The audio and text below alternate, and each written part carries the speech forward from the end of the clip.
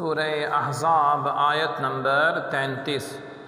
اعوذ باللہ من الشیطان الرجیم، بسم اللہ الرحمن الرحیم۔ وقرن فی بیوتکن ولا تبرجن تبرج الجاہلیۃ الأولی وَأَقِمْنَا الصَّلَاةَ وَآتِينَا الزَّكَاةَ وَأَطِعْنَا اللَّهَ وَرَسُولَهُ إِنَّمَا يُرِيدُ اللَّهُ لِيُذْهِبَ عَنكُمُ الرِّجْسَ أَهْلَ الْبَيْتِ وَيُطَهِّرَكُمْ تَطْهِيرًا۔ لفظی ترجمہ ہے واہ اور قرنا ٹھہرو فی میں بیوتی گھروں کننا اپنے واہ اور لا نہ تبرجنا ظاہر کرو تبرجا ظاہر کرنا الجاہلیتی جاہلیت کا الاولا پہلی واہ اور اقیمنا قائم رکھو الصلاۃ نماز وا اور آتینا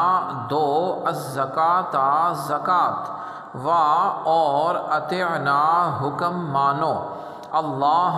اللہ رب العزت کا وا اور رسولا رسول کا ہو اس کے انما یہی بات ہے یریدو چاہتا ہے اللہ رب العزت لی کے یذہبا ہٹا دے عنکم تم سے الرجسا ناپاکی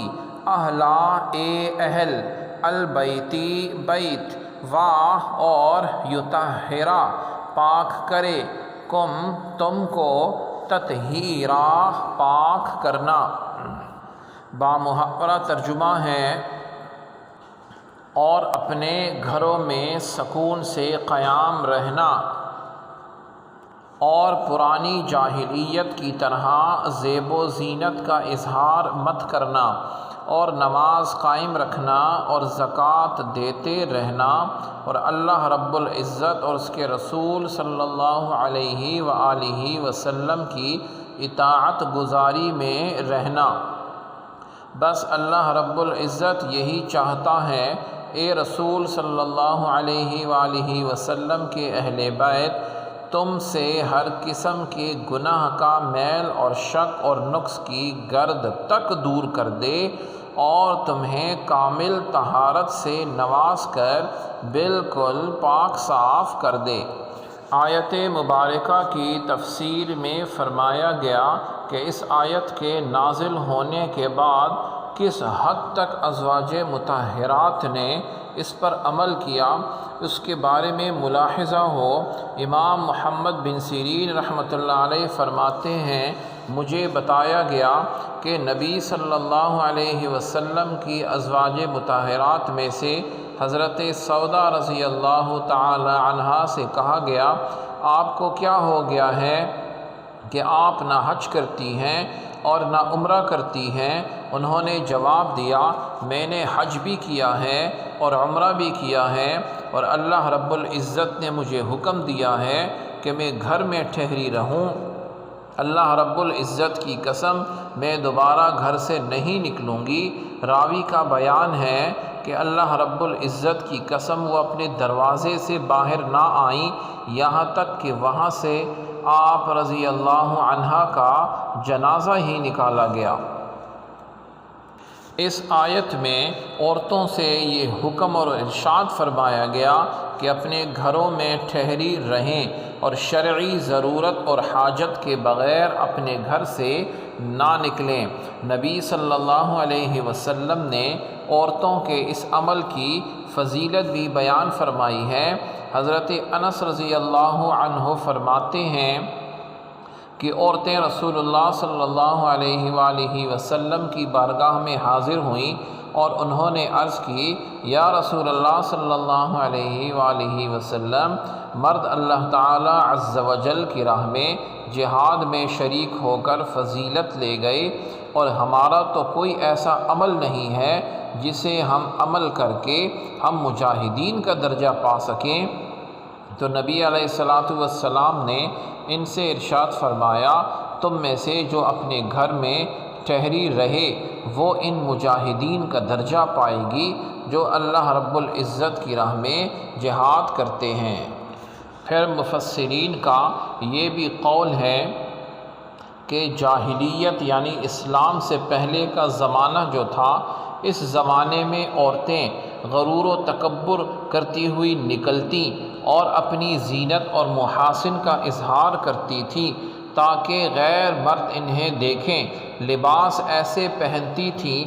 جن سے جسم کے اعضاء اچھی طرح نہ چھپ سکیں، اور پچھلی جاہلیت سے مراد آخری زمانہ ہے، یعنی قیامت کے قرب قیامت ہے، جس میں لوگوں کے افعال و کام پہلوں کی طرح ہو جائیں گے۔ حضرت ابو ہریرہ رضی اللہ عنہ سے روایت ہے کہ رسول اللہ صلی اللہ علیہ وسلم نے ارشاد فرمایا کہ جہنمیوں کی دو قسمیں ایسی ہیں جنہیں میں نے اپنے زمانے میں نہیں دیکھا بلکہ وہ میرے بعد والے زمانے میں ہوں گی۔ پہلی قسم آپ نے بیان فرمائی، وہ لوگ جن کے پاس گائیں کی دم کی طرح کوڑے ہوں گے جن سے وہ لوگوں کو ناحق ماریں گے۔ اور دوسرا ارشاد فرمایا، وہ عورتیں جو لباس پہننے کے باوجود ننگی ہوں گی، مائل کرنے والی اور مائل ہونے والے ہوں گی، ان کے سر موٹی اونٹنیوں کے کوہانوں کی طرح ہوں گے، یہ نہ جنت میں جائیں گی اور نہ اس کی خوشبو پائیں گی، حالانکہ اس کی خوشبو بہت دور سے آتی ہوگی، تمام لوگ محسوس کرتے ہوں گے، یہ لوگ نہیں کر سکیں گے۔ اور جو فرمایا گیا کہ سر موٹی اونٹنیوں کے کوہانوں کی طرح ہوں گے، تو اس سے مراد یہ ہے کہ وہ چلتے ہوئے شرم سے سر نیچا نہیں کریں گی بلکہ بے حیائی سے اونچی گردن اٹھا کے چلیں گی، جیسے اونٹ کے تمام جسم میں کوہان اونچا ہوتا ہے۔ پھر اس کے بعد نماز اور دوسرے احکام دیے گئے۔ حضرت عائشہ صدیقہ رضی اللہ عنہا روزانہ بلا ناغہ نماز تہجد پڑھنے کی پابند تھیں، اکثر روزہ رکھا کرتی تھیں۔ ام المؤمنین حضرت حفصہ رضی اللہ عنہا کے بارے میں مروی ہے کہ آپ اکثر روزہ جو ہے ان کا ہوتا تھا، اور تلاوت قرآن مجید اور دوسری قسم کی عبادتوں میں مصروف رہا کرتی تھیں۔ حضرت عائشہ رضی اللہ عنہا نے نبی علیہ السلام سے عرض کی، یا رسول اللہ صلی اللہ علیہ وسلم، میرے لیے دعا فرمائیں کہ اللہ تعالی جنت میں مجھے آپ کی ازواج مطہرات میں سے رکھے۔ تو آپ صلی اللہ علیہ وسلم نے ارشاد فرمایا، اگر تم اس رتبے کی تمنا رکھتی ہو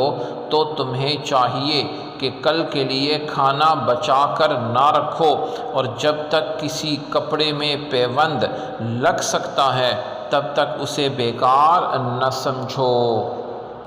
سبحانک اللہم و بحمدک، اشہد ان لا الہ الا انت، استغفرک و اتوب الیک۔ صلی اللہ تعالی علی خیر خلقہ محمد وعلی آلہ واصحابہ اجمعین برحمتک یا ارحم الراحمین۔